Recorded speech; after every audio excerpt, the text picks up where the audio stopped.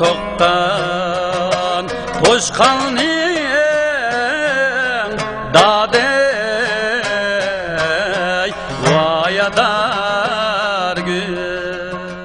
Taklamakan Desert. The two trails met again in the old trading town of Kashgar, also known as Kashi. From there, the Silk Road continued over the roof of the world, through the perilous Wakhan corridor in Afghanistan, onwards to Persia, past the fabled cities of Tashkent, Samarkand, and Bukhara. After the Sahara, the Taklamakan Desert is the second largest desert in the world. Its ever-shifting dunes continually morph its shape and size. For millennia, the treacherous Taklamakan Desert, also called the Sea of Death, has, like a voracious beast, devoured cities and entire ancient civilizations.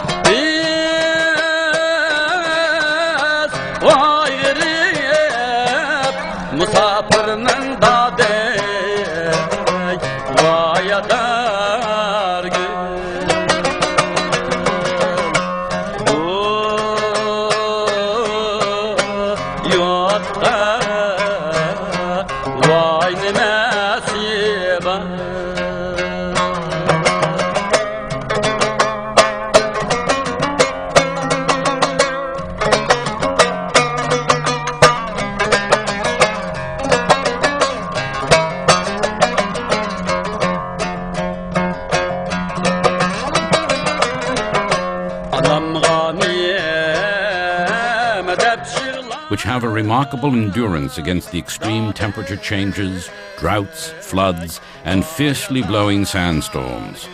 However, it is a losing battle against the forces of nature. In the end, the ominous desert always wins and continues its ferocious expansion. Due to climate change, perhaps brought on by global warming, the environmental condition of the Taklamakan Desert is deteriorating.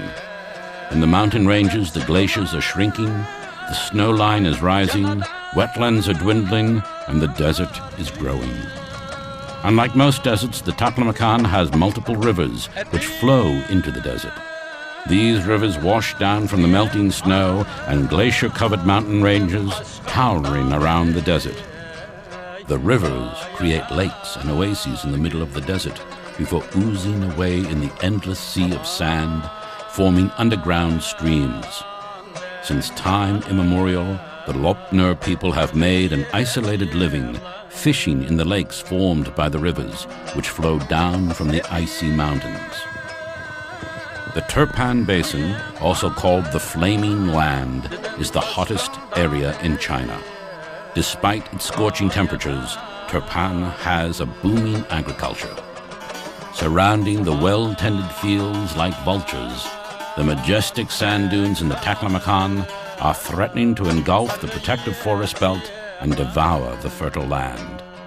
Built on a lofty mesa, strategically protected by two rivers and towering cliffs, the ancient city of Zhao vanished from the journals of history at the end of the 13th century.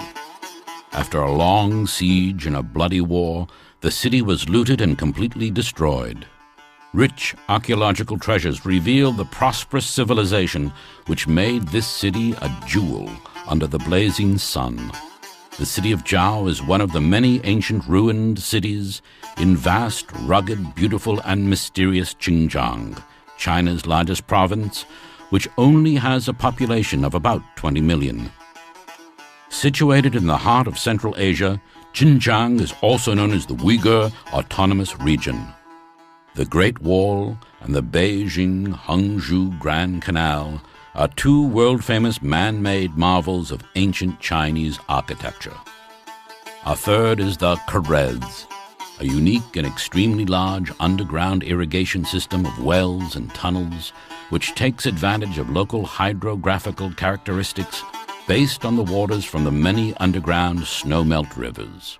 This ingenious system ensures that the subterranean water, which is cool and unpolluted, will not be evaporated by the extreme external heat and strong winds.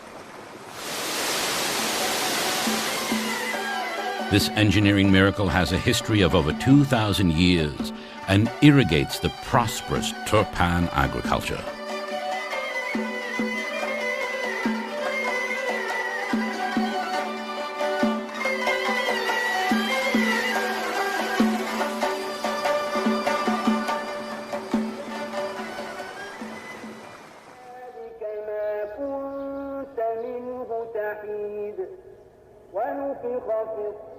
The muezzin's call for prayer echoes across the lush valley and the ancient city as the world-famous succulent seedless grapes of Turpan are picked and another bumper harvest is celebrated under the grape trellis with song and dance in the Uyghur tradition of the so-called meshlep. There are large and small meshleps. Typically, the large meshleps take place at weddings, major holidays, and receptions for important guests. Everyone dresses in splendid costumes and enjoys the grand event.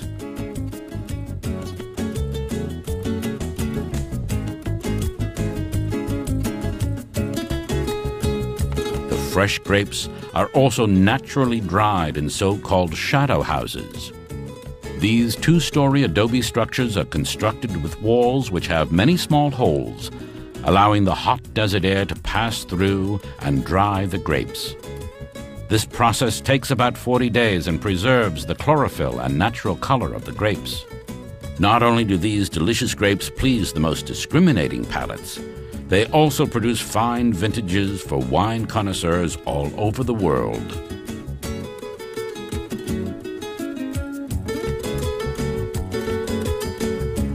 These organic raisins are a true delicacy.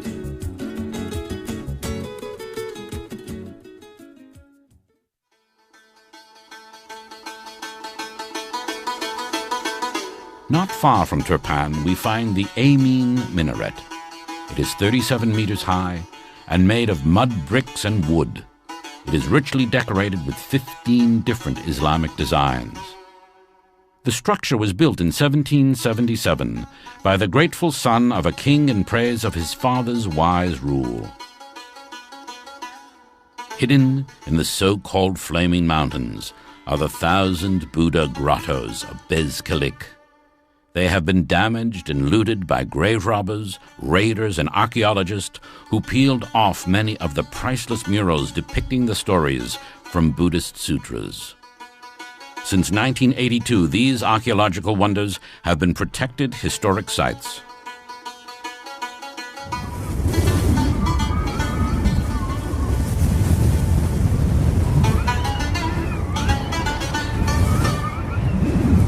As the fierce winds continue to blow across the barren desert, we follow the caravan past ruined beacon towers. These solitary smoke signal towers are a legacy of ancient Chinese defenses, which extended beyond the Great Wall.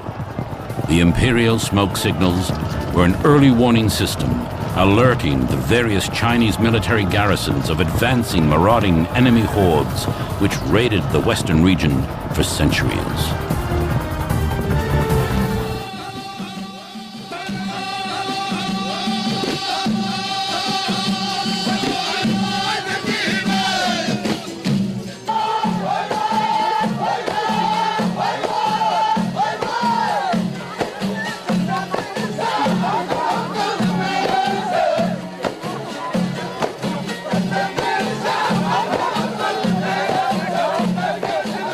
Mukam is the music of Xinjiang.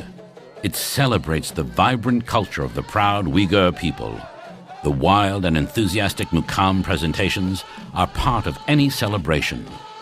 Mukam is the heartbeat of Xinjiang and a must for every meshlep. Uyghur men and women like to wear beautifully embroidered skullcaps. The women dress in multicolored silk dresses and keep their hair in braids. Traditionally, when Uyghurs greet each other, they do not shake hands but place their right hand on the left side of their chest, bow and say, "I wish you a good fortune." To show special respect in front of distinguished guests or elders, both arms are crossed in front of the chest. Women have their own etiquette. They embrace and touch each other's right cheek and say, "Good fortune."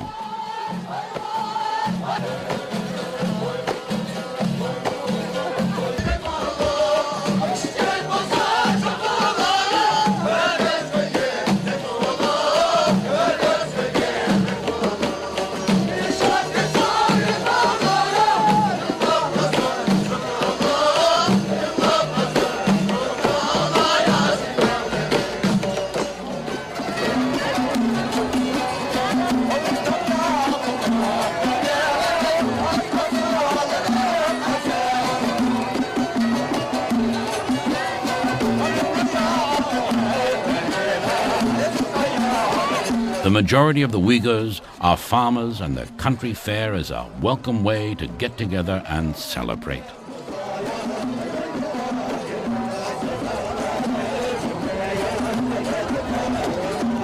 At country fairs, mukam stimulates the combatants and energizes the crowds.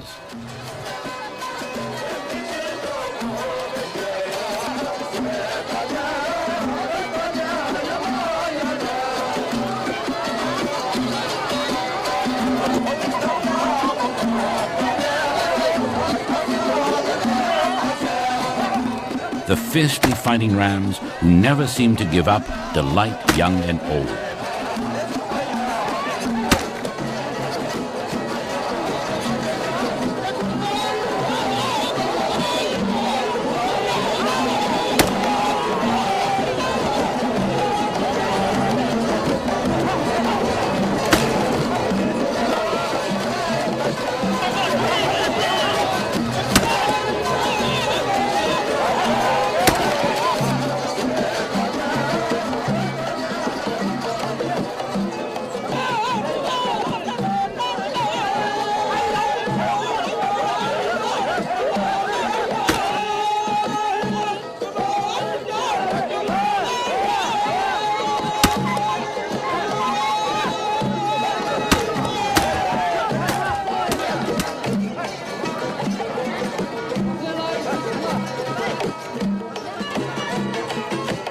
Mukam also intensifies the vicious dogfights, which are cheered on by excited onlookers.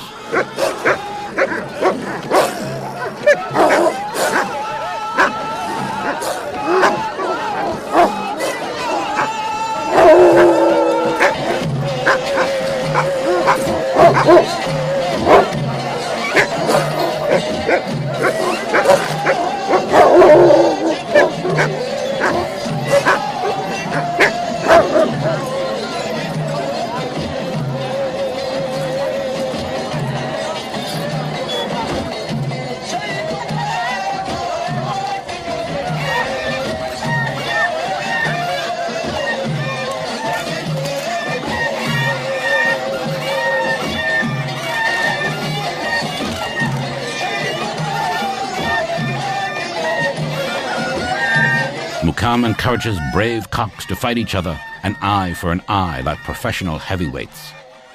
These valiant roosters continue to fascinate the crowd with their fighting spirit, as they are repeatedly attacking each other without a moment's rest.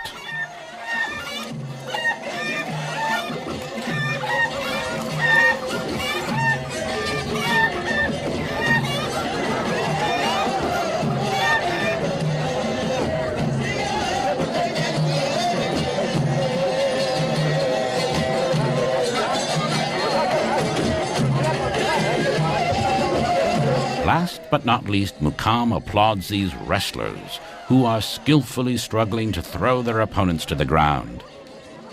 These good-natured games have a long tradition and are the main attractions of the many country fairs in Xinjiang.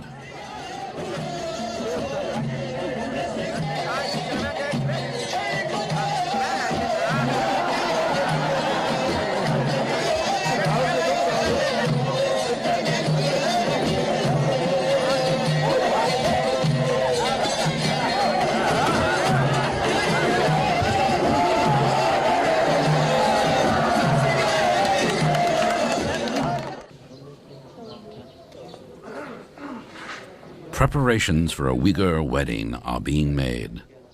Colorful carpets are placed on the ground for the guests to sit on during the feast. The Uyghurs are Muslims. They are well known for their warm and generous hospitality. Naan, the daily bread, and whole roasted sheep are being served to the many guests.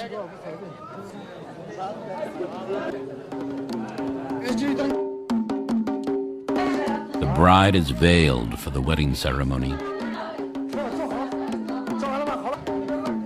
As tradition demands, the women sit separately from the men.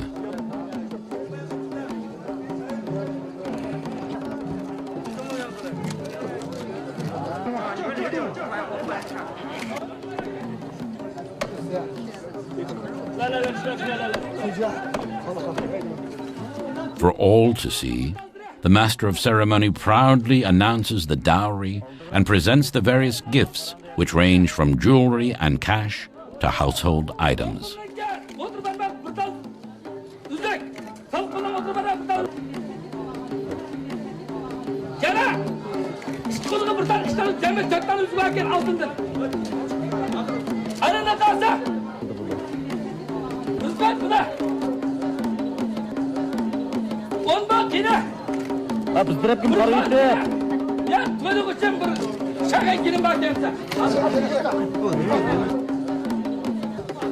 As the drumbeat intensifies, the bride at last is led in front of the imam who performs the wedding rites.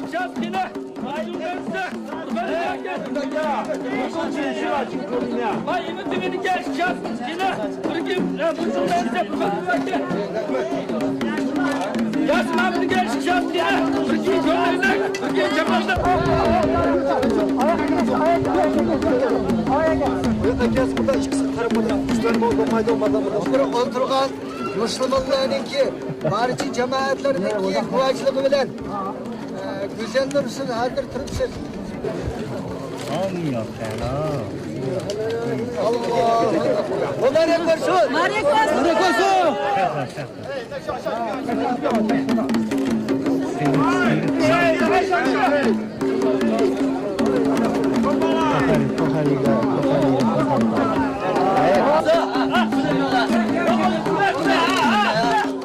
After the ceremony, the newlyweds leave the party. Their happy relatives carry the heavy dowry trunk. The party goes on, bursting with the joy of life.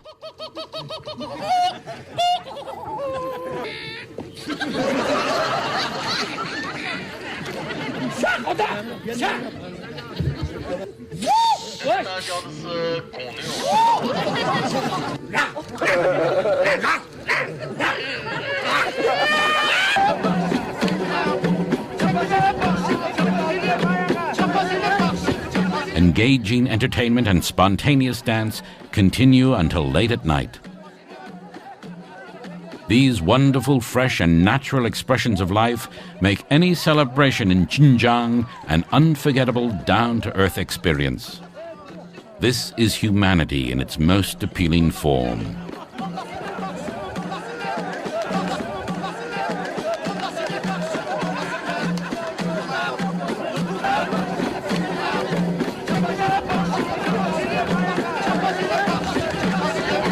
Neighbors follow the party with interest as the timeless mukam beat echoes across the roofs of the city.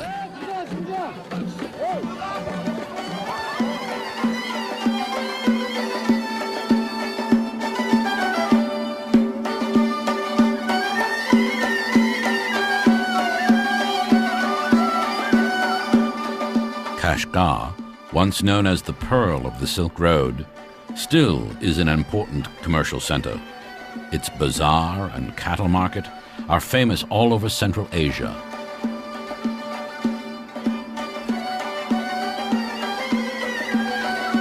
Kashgar's rich architecture and lavish interiors document the wealth of its merchants and artisans who have prospered for centuries by trading and bartering in this strategically located town.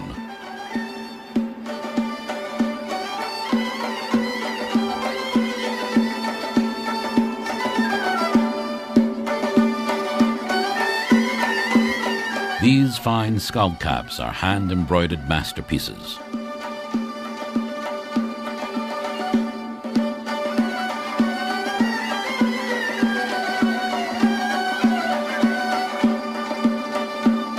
This lady is leaving for her daily visit to the bazaar. In this legendary bazaar, exotic goods from all over are admired, bought, bartered, and sold.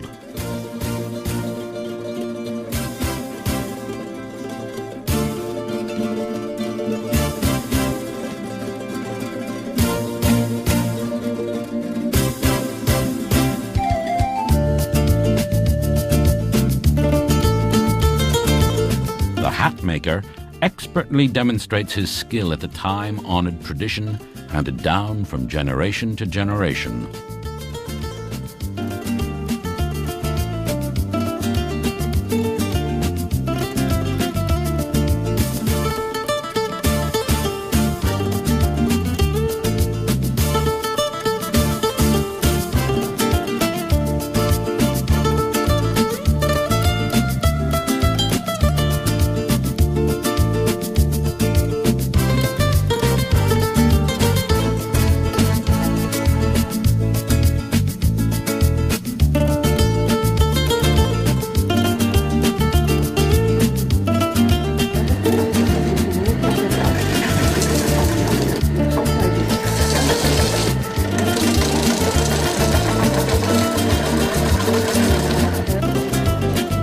A few steps away, wood carvers are busy at work.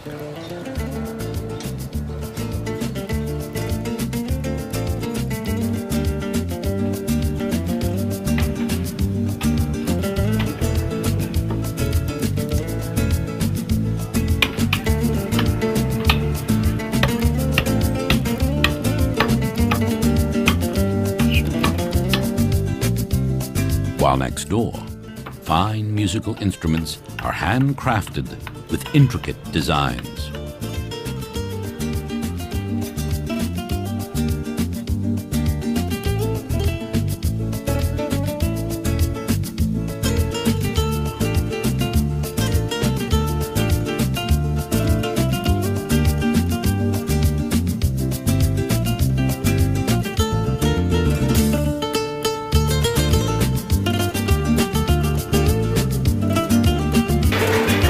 A few more doors down, food steamers made from bamboo are produced. Food steamed in them is free from excessive moisture, which makes it more appealing to the palate. No wonder most Chinese families use them.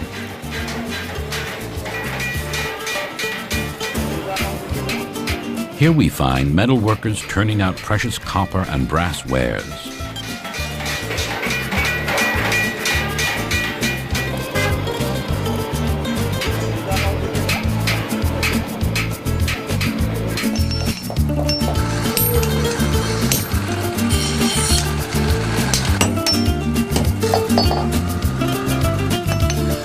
It's the desire of every man in Xinjiang to own a finely crafted knife or dagger. Traditional methods are strictly adhered to in creating exquisitely decorated masterpieces. In order to make the blade engravings stand out, a special paste is applied.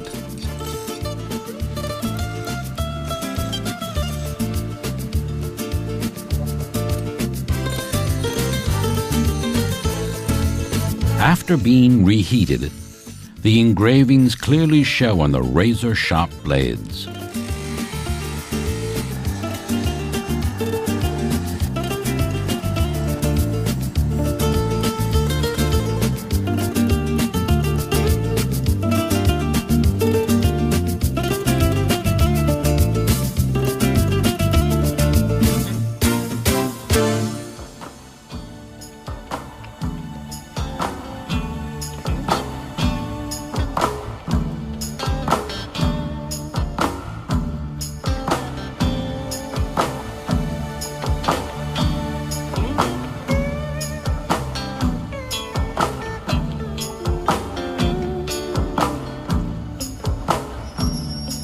Pottery is another ancient craft which follows time-honored traditions.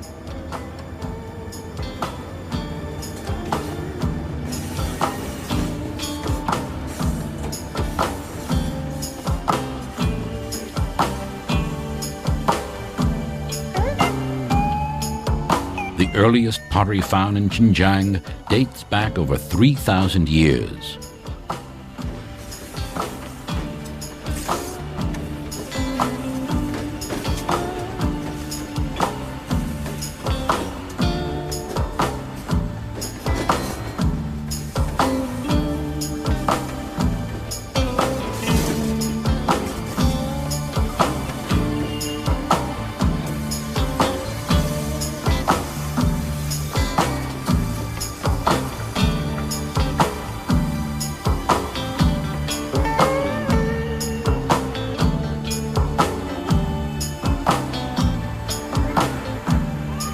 A special feature of the excavated pottery from burial grounds, tombs, and ruins is the ornamental handles and the black drawings on a rich red background.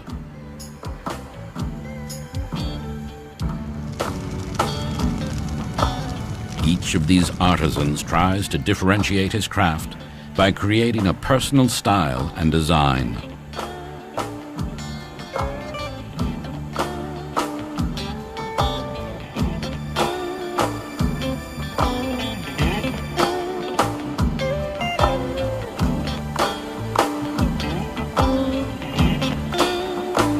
The daily bread of Xinjiang is called naan. It is baked in these special handmade clay ovens.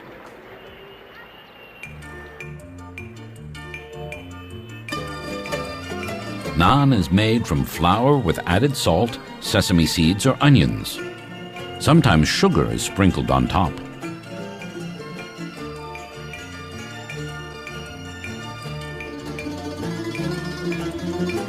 Naan comes in a variety of flavors and shapes and is enjoyed by everyone.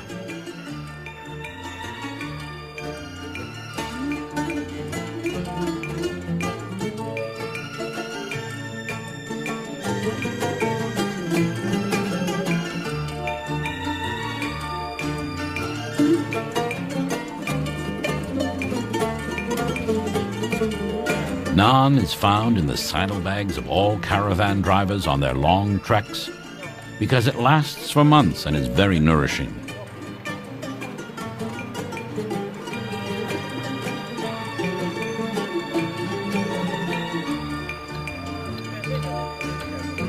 In small country bakeries or on city streets, the naan bakers are constantly at work to please their steady flow of customers. The famous grapes of Turpan, the honeydew and watermelons of Hami, the delicious pomegranates, succulent apricots, apples, peaches, fragrant pears, thin-shelled walnuts and almonds of Xinjiang can be found in season in abundance at any market and are cherished all over China.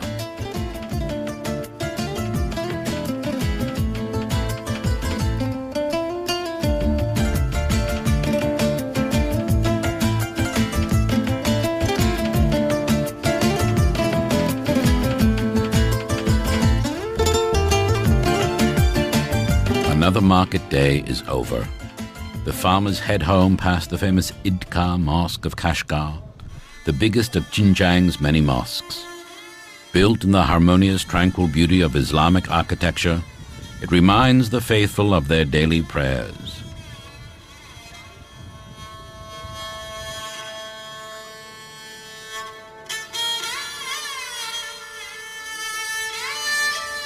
The nearby Apakoya Mausoleum, surrounded by lavish, exquisitely tended rose gardens, was built as a burial shrine and houses richly decorated stone coffins.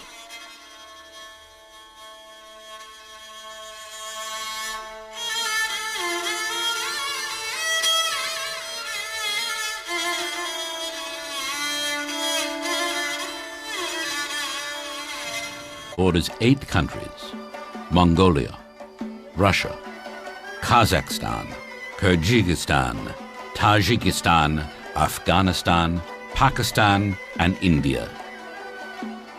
"There is a price for gold, but no price for jade," quotes a Chinese proverb. The highly valued Hotan jade is deposited deep in the Kunlun Mountains, and mining it is an arduous task. Jade is a mineral rock which is formed over long geological epochs. Jade is usually wrapped into other stone formations and has to be extracted from them. It is hard to recognize from the outside whether or not common-looking stone formations contain the precious jade. The value of jade, especially white or green jade, lies in its scarcity. Jade can be found at the bottom of seas and riverbeds, in marshland and deep inside mountains. Millennia ago, the roof of the world used to be a huge ocean, which explains its rich deposits of jade.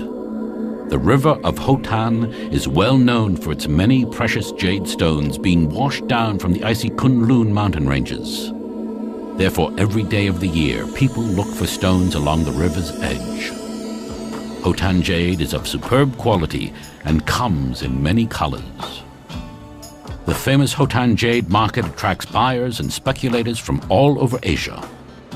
Deals for top-of-the-line jade stones are made secretly, while lesser jade is openly displayed and traded. The ancient Chinese believed that a dead body clothed in jade pieces sewn together with gold thread would never rot. This belief proved to be wrong, as such corpses clad in jade excavated by archaeologists were all rotten. Only a pile of teeth and bones are left, but the jade clothing itself, made of hundreds of jade pieces, and the gold thread remain perfectly intact. However, this has not diminished the deep-rooted Chinese affection for jade. Personal ornaments, ceremonial vessels, and delicately carved jade figurines have been favored gifts for thousands of years. Jade bracelets are handed down as good luck charms and heirlooms from generation to generation. Jade stone gambling has a long history. Legend has it that about 2,000 years ago, a man named Bian He insisted that a common-looking stone he had found in the mountains contained jade. He presented the stone to his ruler. The king did not believe him, called him a cheat, and had his feet cut off. Another ruler was wise enough to order a craftsman to carefully open the stone, and priceless white jade was revealed. This tale has gone down in history as one of the first cases of jade gambling. China's jade business started with the white jade from Hotan and Xinjiang, but betting on green jade is more popular nowadays. At special events, stones are auctioned off. Speculators must buy the stone as is and as soon as the price is accepted by the seller. It is very hard for speculators to guess the content of the common stones simply by looking at the color of the stone's surface and its shape. Buyers seldom have their acquired stones cut in public to avoid losing face and being ridiculed if the stone they bought does not contain any jade. Many speculators pursue their dream of becoming rich overnight by losing everything. This is a very risky gamble. It greatly differs from other speculative investments. Speculators must be fearless risk-takers and have an intimate knowledge of the jade culture. Men with sharp eyes, able to spot the precious jade hidden inside a common-looking stone without the help of technology, are admired and respected experts who make a lot of money. Hotan lanolin jade is especially valued for its smooth shine, fine texture, and its pleasant white color. It is translucent, sometimes even transparent.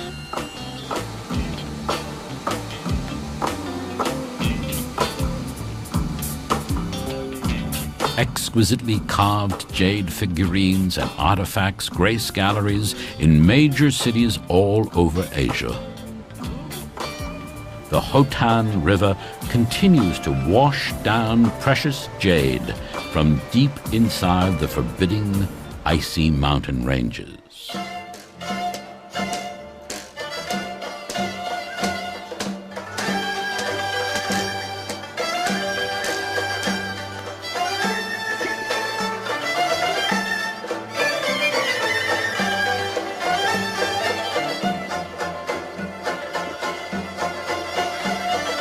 The oasis of Hotan is also known for its carpets. Almost every family in Hotan knows the art of making simple felt carpets. The technique has been handed down from generation to generation. Felt carpets are made by hand using indigenous wool, which is elastic, glossy, and feels soft and fluffy. The wool's natural content of fat mixed with water acts as glue, which holds the felt carpet together after it has been given a special pressure treatment.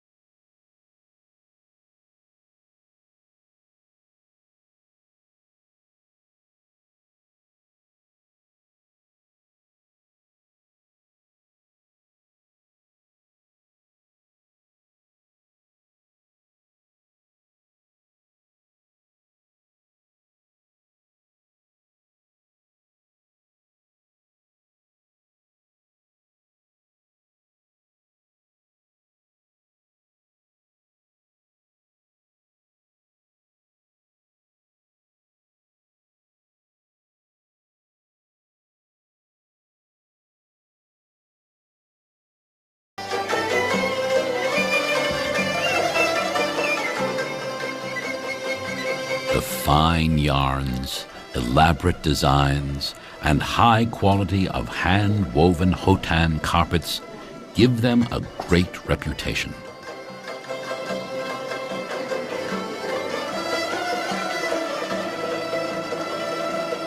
For the yarns, a mixture of wool and silk is used to fashion the luxurious carpets, which are highly treasured collector items.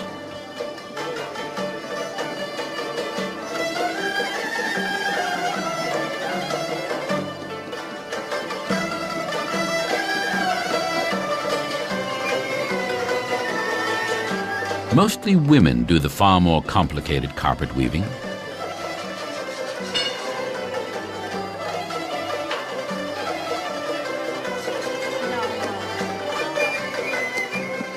The artful speed and dexterity of their movements is amazing. It takes years to master the skills these women have developed. Most likely, they learned the craft from their mothers, who had been taught by their mothers.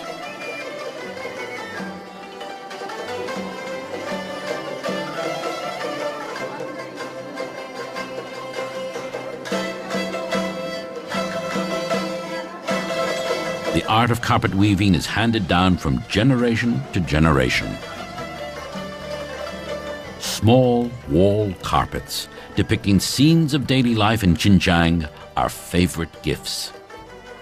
Their designs are quite amusing. Tourists like to purchase them as souvenirs. At home, the carpets will be reminders of Xinjiang's lavish splendor and magic.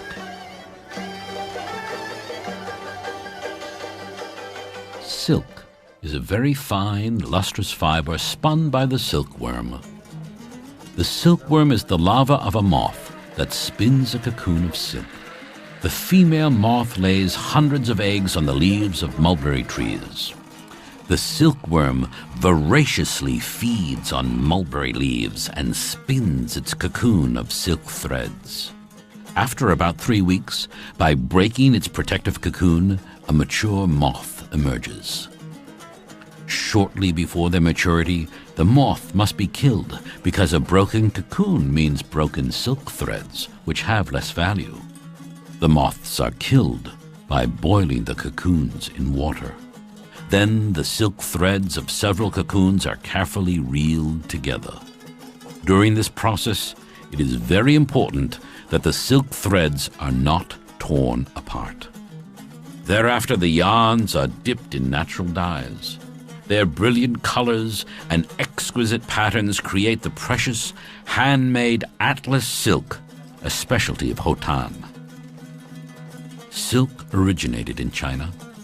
For thousands of years, its production was a well-kept Chinese secret, until the silkworms that produce silk threads as translucent as ice were finally smuggled out of China to Persia by Nestorian Christian monks. This led to Persia discovering the fine art of silk making and demystifying the source of the miracle fabric, which until then was only available from China. However, the most significant commodity carried along the Silk Road was not silk, but religion. The religions introduced on this trans-Asian highway had a more lasting effect on society than anything else. Buddhism from India was introduced to China, followed later by Islam. Both became an integral part of the cultural, artistic, and ethnic makeup of China.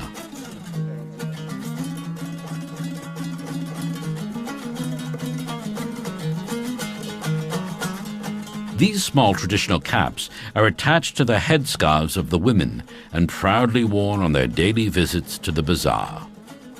The bazaars of Central Asia have a long history and are the heartbeat of every town.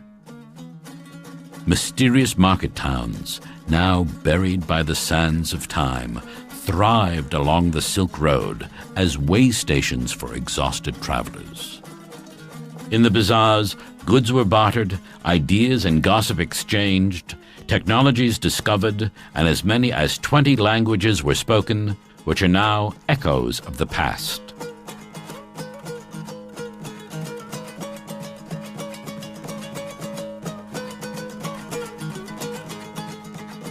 There is always room for a quick snack of some delicious, locally grown vegetable or fruit, such as these roasted pumpkins or honeydew melons.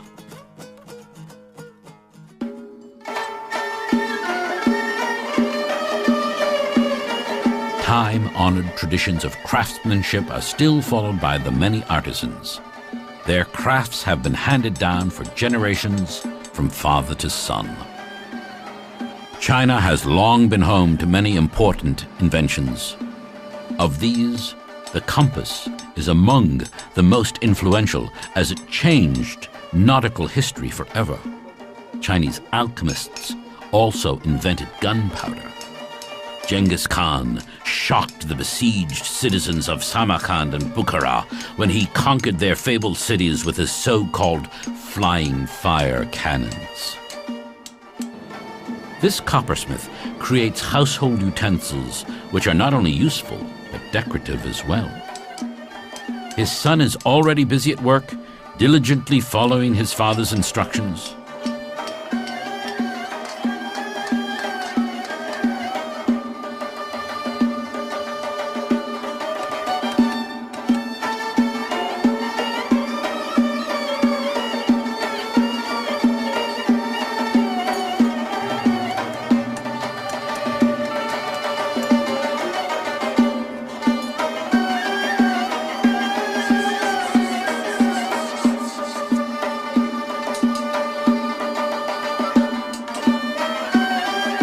These tea kettles have been handcrafted since time immemorial and grace many homes in Xinjiang.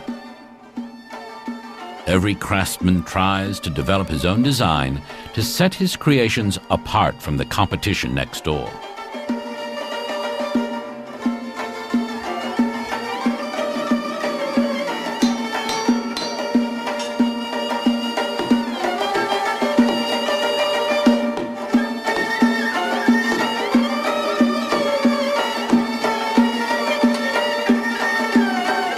Wood carvers making bowls for daily use from solid pieces of wood.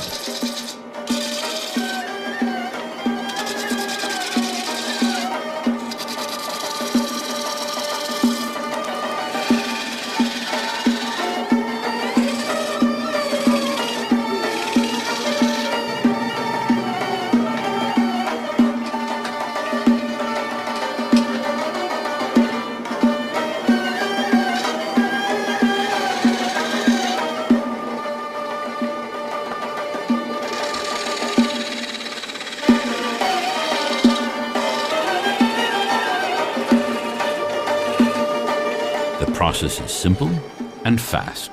In no time, a nice salad bowl is completed.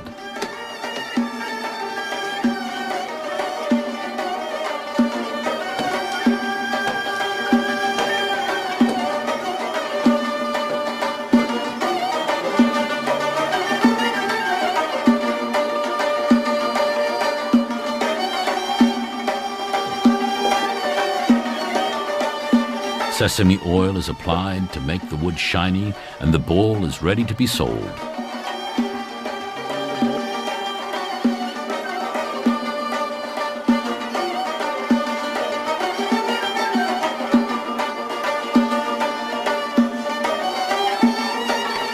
A few doors down, the papermaker is slicing and cutting the bark of mulberry tree branches to make pulp for a special paper.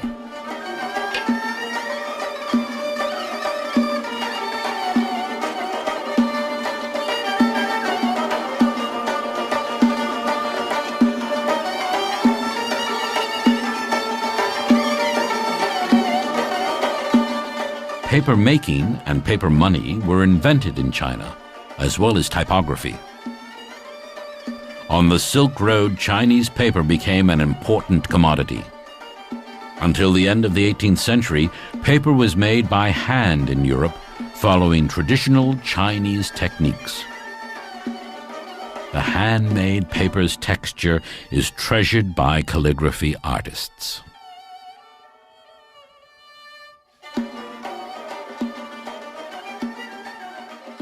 The nearby mosque is surrounded by fragrant rose gardens, which not only form a beautiful backdrop for the lovely dancers, but the roses are harvested for their ethereal oils, which are used in sensuous perfumes.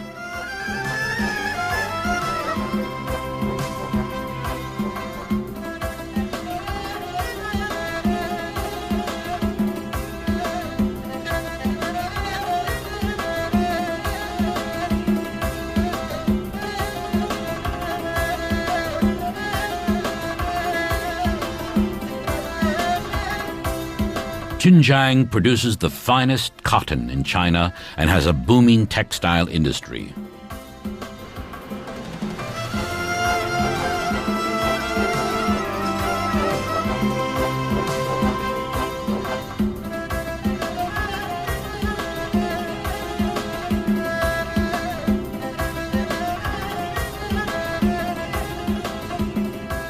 A superhighway cuts across the desolate Taklamakan Desert, with bridges spanning the rivers from the icy mountains, which meander through the desert and eventually disappear into the endless wasteland of sand. A protective belt of desert-resistant trees and shrubs has been planted. The trees and shrubs are constantly irrigated, but the ferocious desert can only be temporarily stopped in its eternal quest to devour any man-made obstruction. The everlasting desert winds continue to blow the shifting sands across the superhighway, sometimes covering it completely with fine sand, like fresh fallen snow. It seems that only camels miraculously survive in this harsh environment. The vicious Taklamakan Desert has taken its toll on mankind, but now gives back. After years of failed exploration, the desert has finally yielded its well-kept secret and revealed huge deposits of oil and gas. Formerly known as the Sea of Death, the Taklamakan Desert is now referred to as the Sea of Hope. For energy-hungry China, the black gold of the Taklamakan is a blessing. Xinjiang is now an important provider of much-needed energy, with pipelines connecting it to the highly industrialized east of China. Besides oil and gas, the desert has also rich deposits of copper, gold, iron, tungsten, chromium, manganese, saltpeter, and gypsum, which are mined with modern techniques. Huge wild camel herds continue to roam the desert and gather around their watering holes.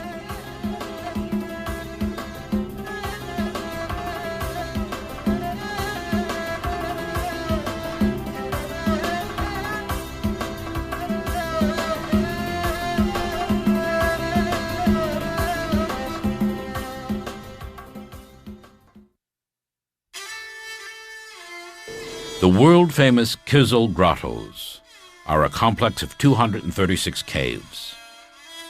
About 135 of them remain relatively intact. The rest have been vandalized by grave robbers, plundered by marauding armies and greedy archaeologists who peeled the priceless murals off the walls. In the 3rd century AD, these grottos were tunneled by monks deep into the rock of the mountains. The exquisite murals depict stories from Buddhist sutras. Interestingly enough, the vivid dance scenes of the murals present the same choreography as is still performed today in Xinjiang's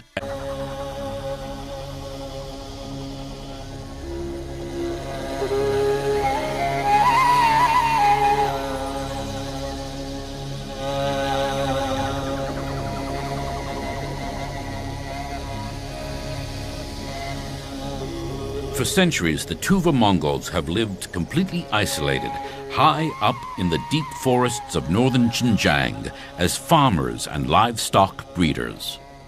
The Tuva claim to be direct descendants of Genghis Khan. The Tuva have preserved the ancient music and traditions of the nation on the back of horses, as the Mongols were called when their raiders swept across Europe, establishing Genghis Khan's gigantic empire a long time ago.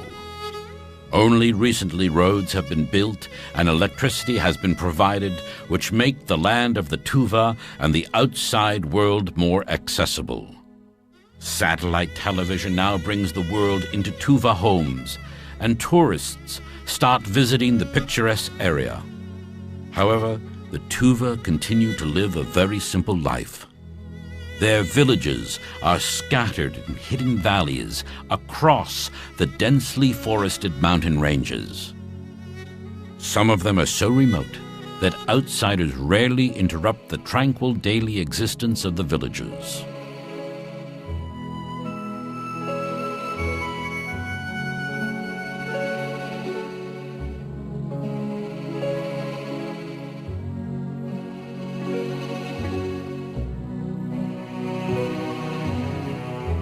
Unlike their nomadic brothers on the endless grassland of Xinjiang, the Tuva live in sturdy wooden block houses with mud-covered roofs shielding them from harsh winters.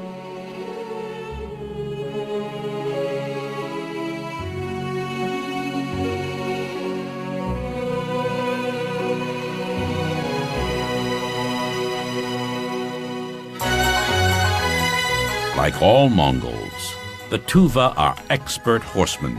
They seem to have been born in the saddle. Horses are their best friends. The Tuva breed fine horses, which master the rugged mountain trails connecting the remote villages.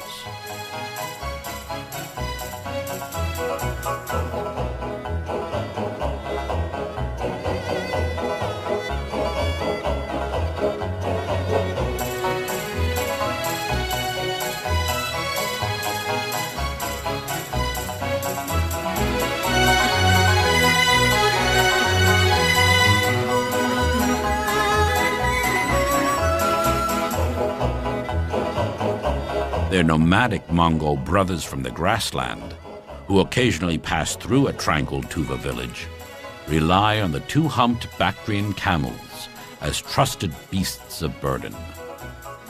The camels are also called boats of the desert. They have the unerring ability to sense water.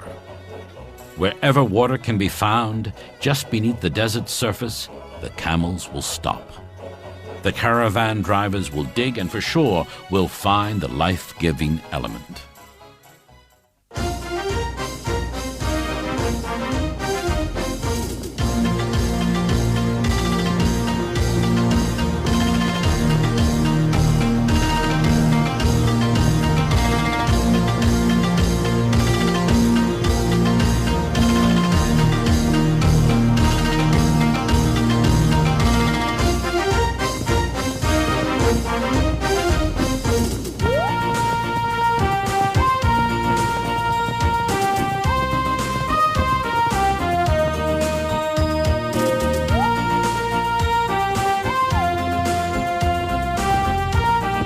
Expert horsemanship is the pride and joy of life for every Mongol.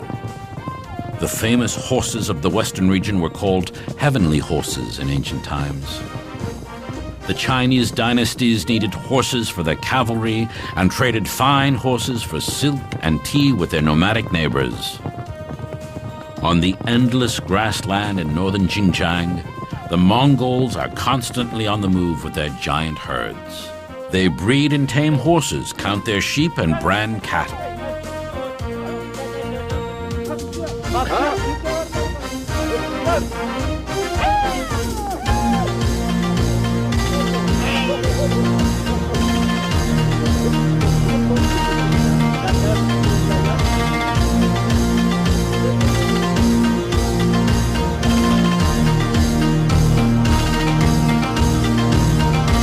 Newly born lambs are under constant threat by the soaring eagles, patiently circling in the blue skies, searching for prey.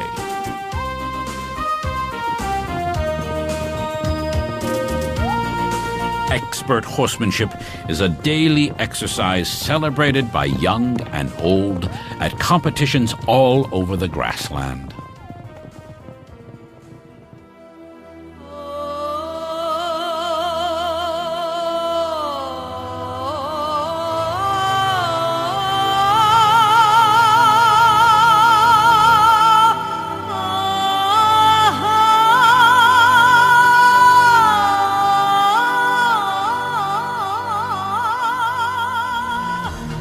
The swan is the holy bird of the Mongols.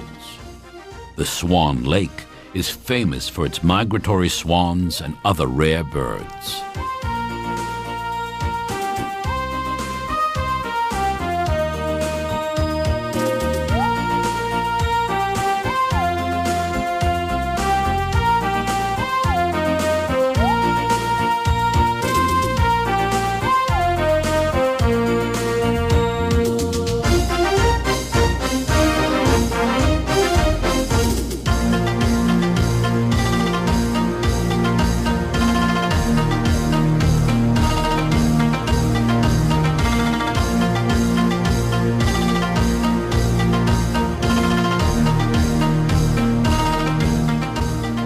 Round tents of the nomads are quickly erected and provide a cozy home for their large families.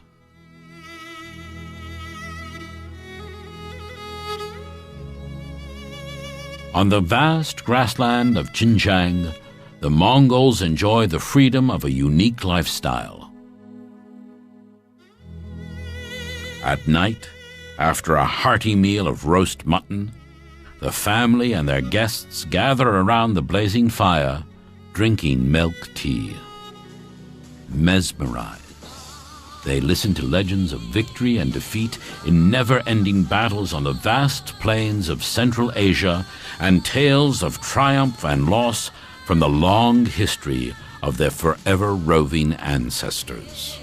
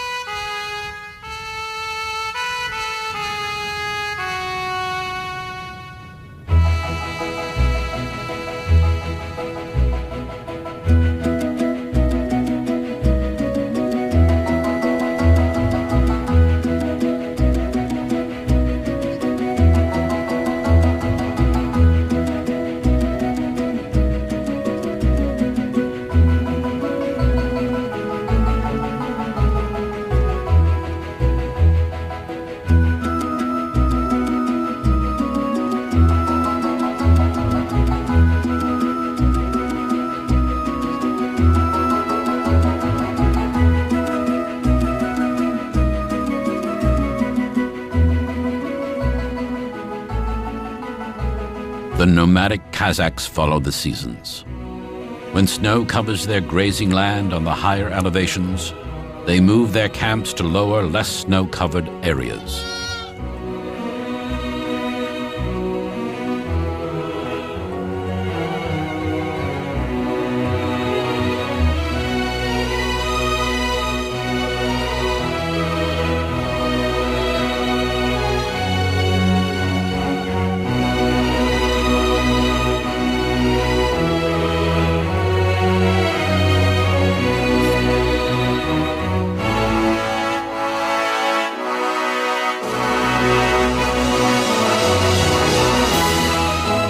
Kazakh camps are quickly set up and provide shelter and comfort for their large families.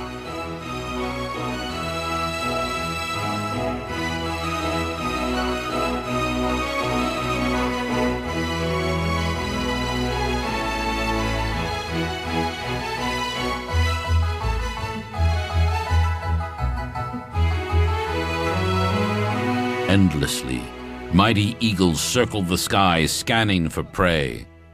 Suddenly swooping down and soaring up again, clutching in their claws a newly born lamb.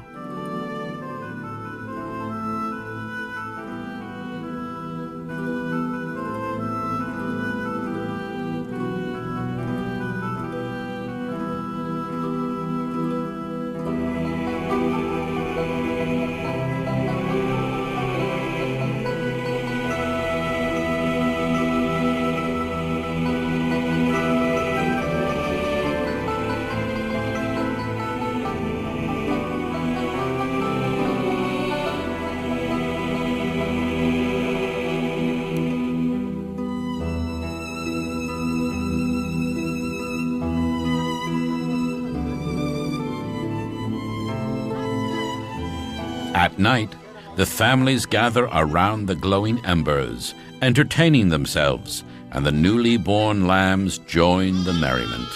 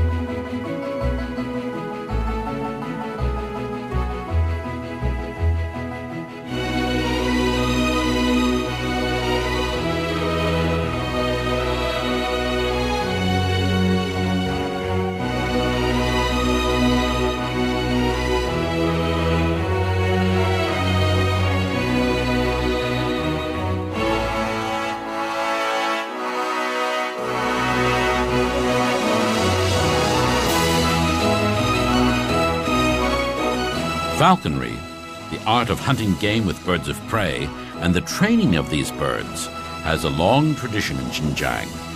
Not only falcons, but also eagles are used for hunting in Xinjiang.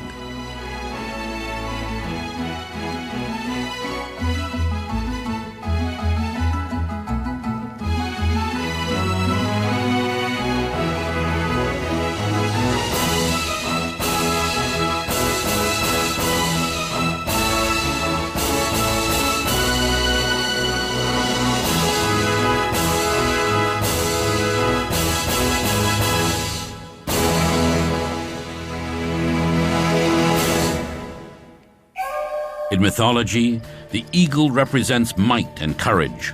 Since ancient times, the eagle has been a symbol of empire and sovereign power.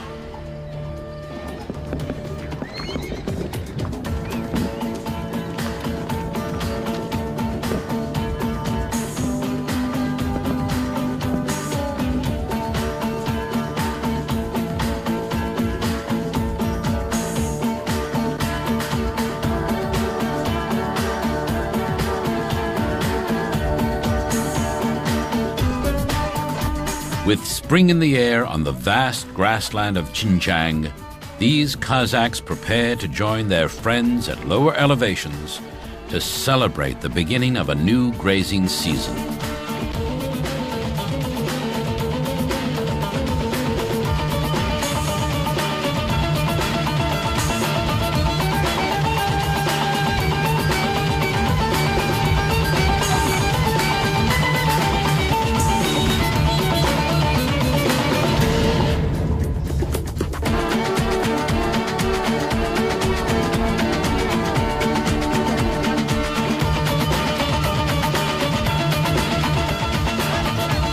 Quickly, camp is broken and the caravan is on its way.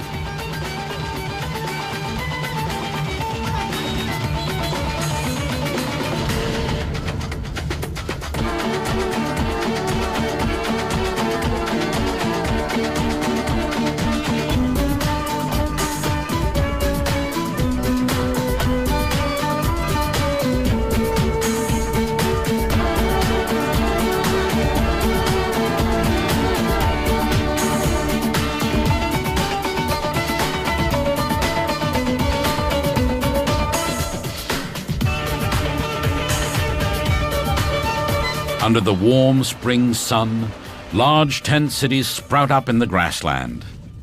Everyone gathers from all over to partake in the much-anticipated festivities.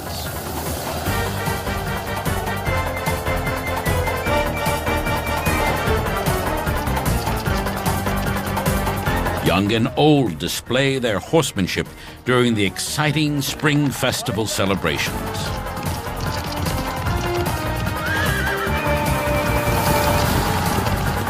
Boys excel on unsaddled horses as they chase along at breakneck speeds, eager to outdo one another.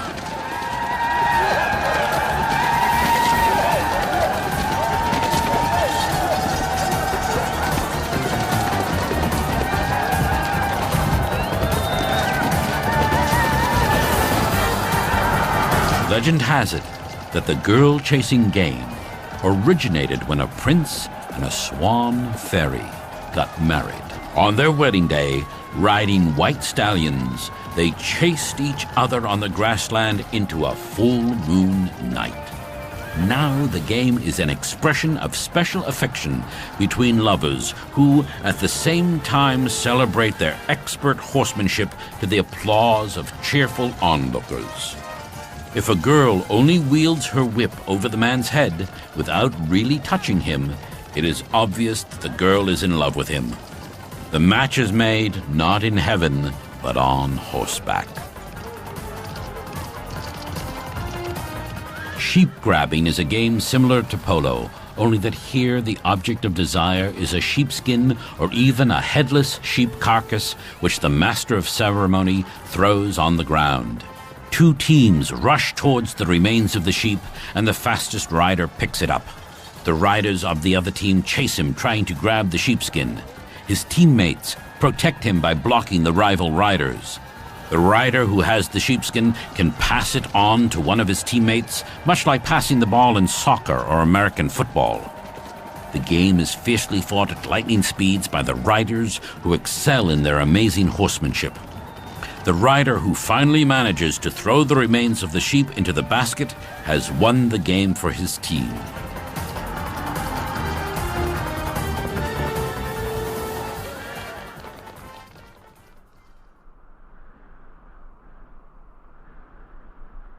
These silent witnesses to never-ending savage battles are dotting the now peaceful grassland. Nobody knows who carved the stones, put them there, or what they mean.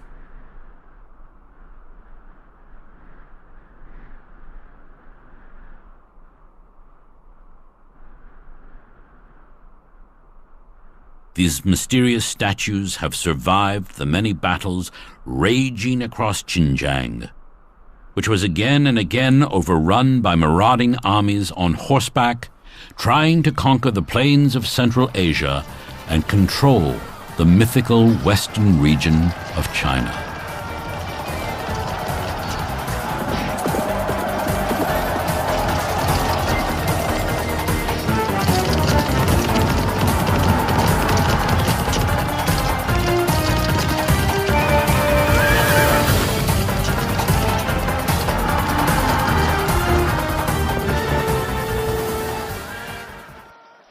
Now, terrifying battle cries are just echoes of a distant past. Peace and harmony grace beautiful Xinjiang and its fascinating multi-ethnic culture.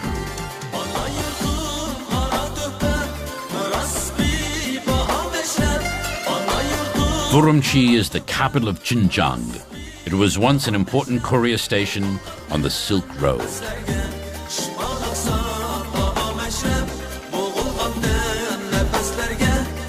Today, it is a modern metropolis with an efficiently run and user-friendly airport, the state-of-the-art Trans-Eurasian Railway, and an extensive freeway system connecting Xinjiang with the superhighway of global trade and technology, the flow of knowledge, resources, and logistics linking China with the rest of the world is like a renaissance of the Silk Road's golden era.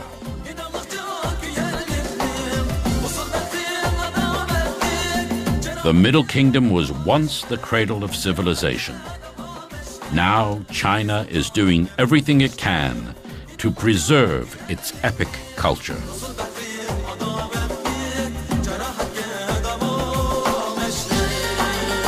It remains to be seen if the remnants of China's rich cultural heritage and time-honored traditions will survive the onslaught of the 21st century.